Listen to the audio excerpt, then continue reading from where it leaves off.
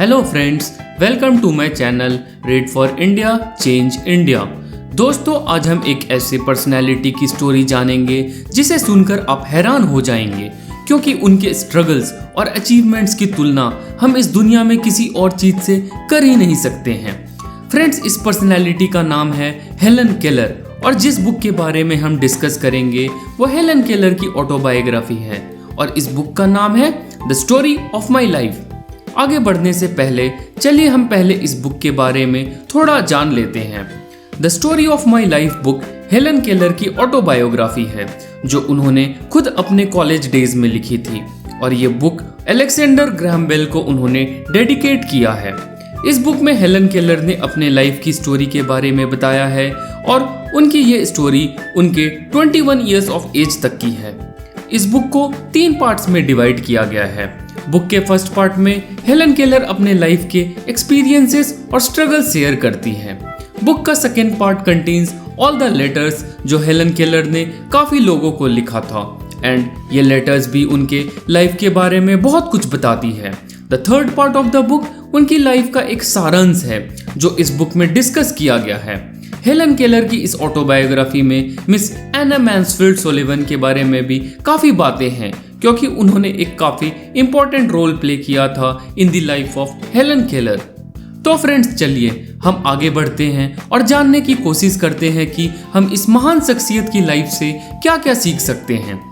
दोस्तों, Helen Keller का जन्म 27 जून 1880 को टुस्कोमिया, अलाबामा, अमेरिका में हुआ था। उनके फादर का नाम आर्थर एच केलर और मदर का नाम केट एडम्स था। जन्म के समय हेलन केलर बाकी बच्चों की तरह बिल्कुल हेल्दी थी और जब वो 18 मंथ्स की हुई तो वो कुछ वर्ड्स भी एक्सप्रेस करने लगी थी। लेकिन जब वो 19 मंथ्स की हुई तो अचानक से उनका तबीयत काफ़ी ख़राब हो गया और इस बीमारी को डॉक्टर्स ने acute congestion of stomach and brain बताया। उनके बचने की बिल्कुल उम्मीद नहीं थी, लेकिन दोस्तों, हेलन केलर को लड़ने की आदत बचपन से ही थी और वो इस बीमारी से लड़कर बच गई। लेकिन उनके आईज और ईयर्स नहीं जीत पाए and she became deaf and blind.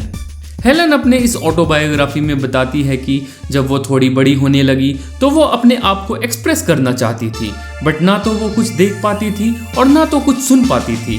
फिर भी हेलन अपने सराउंडिंग्स को महसूस करके ये समझ गई थी कि उनके आसपास क्या हो रहा है। जब हेलन 5 साल की हुई तब तक वो लोगों को अपने स्मेल और फीलिंग से रिकॉग्नाइज करने लगी थी।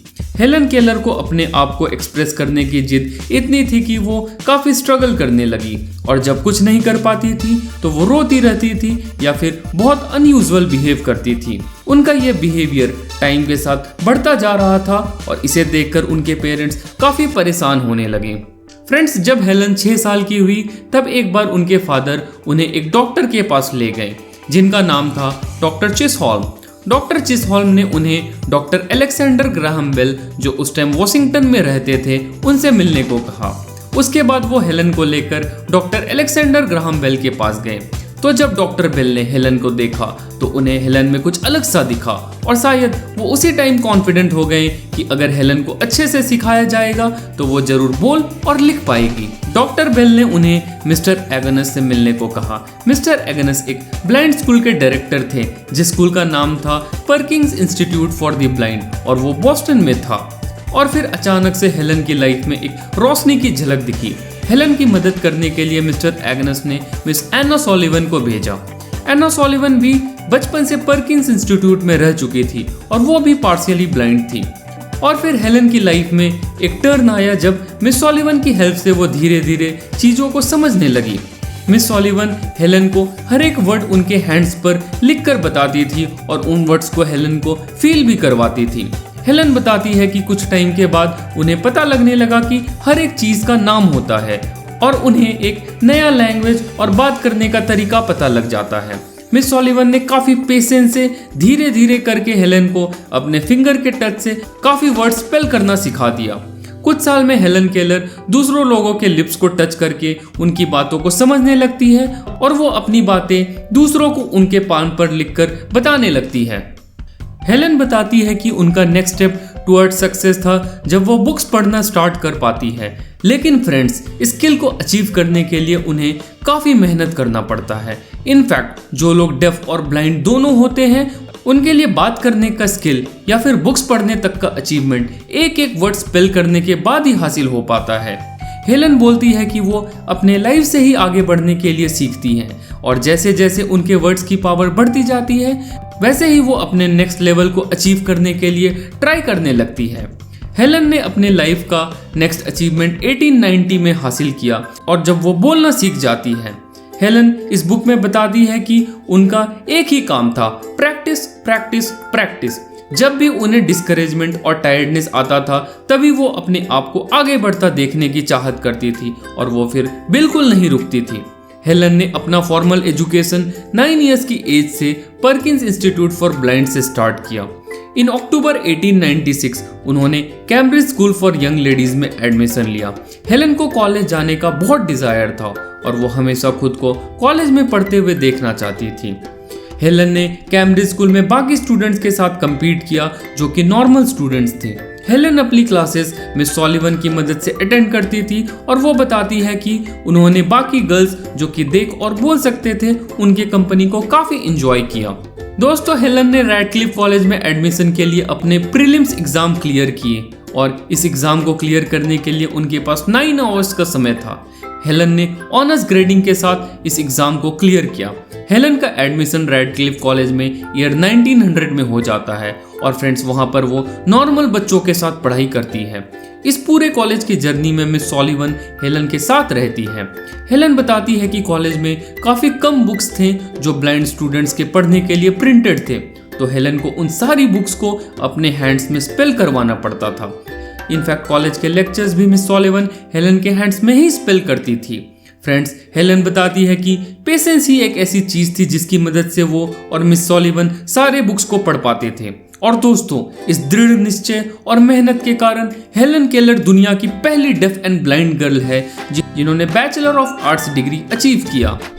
हेलन केलर ने काफी बुक्स भी लिखे हैं और उनके नाम हैं out of the dark in 1930, light in my darkness in 1927, midstream my later life in 1929 and let us have faith in 1940।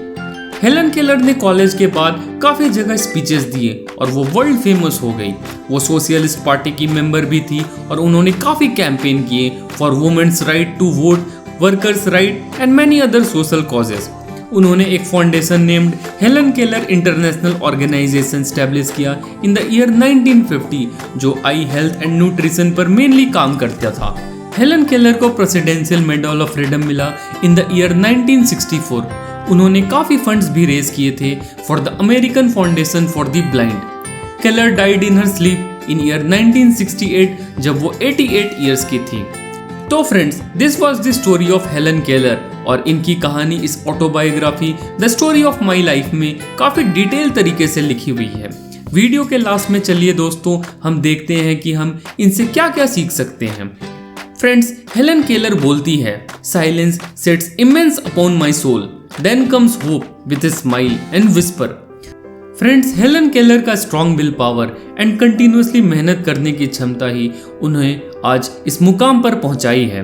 दोस्तों, हेलन केलर ने अपनी पूरी पढ़ाई नॉर्मल कॉलेज स्टूडेंट्स के साथ की है और एक डेफ एंड ब्लाइंड लड़की के लिए ये कितना डिफिकल्ट होगा आप ये अंदाजा तो अब लगा ही सकते हैं। ना तो उन्होंने अपने नॉर्मल सब्जेक्ट्स कंप्लीट किए बट उन्होंने फ्रेंच, जर्मन जैसे लैंग्वेजेस पर भी मास्टरी की और दोस्तों ये सब कुछ उन्होंने अपने पाल्म पर लिखकर पढ़ा था। दूसरी तरफ मिस सॉलिवन के पेशेंस और कंटिन्यूसली मेहनत करने के कारण ही हेलन केलर ये सब कुछ हासिल कर सकी। तो फ्रेंड्स, हेलन केलर एक परफेक्ट एग्जाम्पल है जो अपनी लाइफ से कभी नाराज नहीं हुई बल्कि उन्होंने अपनी मुसीबतों से जीतकर मेहनत कर कर आगे बढ़कर दिखाया। तो फ्रेंड्स, हेलन केलर की स्टोरी सुनकर भी अगर आप मोटिवेटेड नहीं हुए तो शायद आप सही में हार चुके हैं।